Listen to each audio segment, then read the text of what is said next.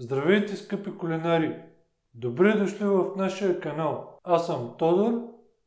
Днес ще приготвя пиле с спанак и ориз. Ето и необходимите продукти.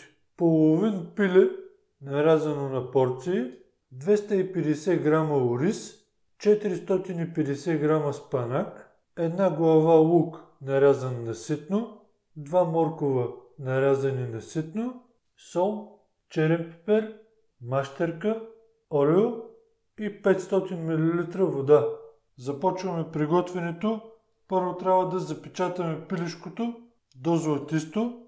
За целта в предварително загрят тиган сипваме малко олио, слагаме вътре порциите пилешко и ги запечатваме.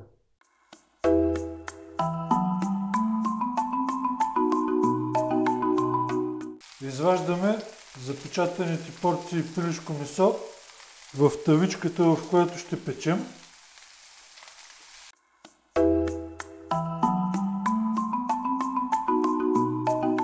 В същата мазнина слагаме да се запържат лука, морковите. Ще запържваме около 2-3 минути, докато омекнат. След като омекнат лука и морковите, е време да прибавим спанака. Задушаваме още 1-2 минути. Спанака е вече задушен, той иска съвсем малко. Сега добавяме ориза, изключваме котлона, разбъркваме, овкусяваме с сол, черен пипер и мащерка, разбъркваме. Сега изсипваме всичко в тавичката при пилето.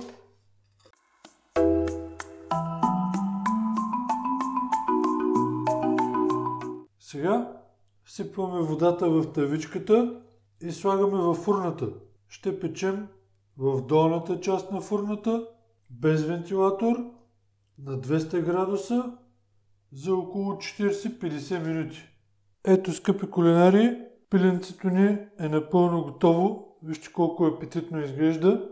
Сега остава само да изкараме една порция. Отмествам бутчето. Слагам в чинийката ориз.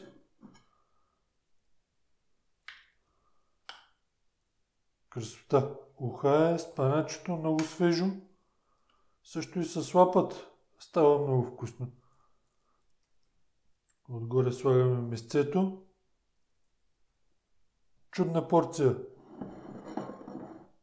Това, приятели, е моето предложение за днес. А вие, ако искате да ни подкрепите, не забравяйте да давате палец нагоре. Пожелавам ви хубав и успешен ден. Довиждане и до нови срещи!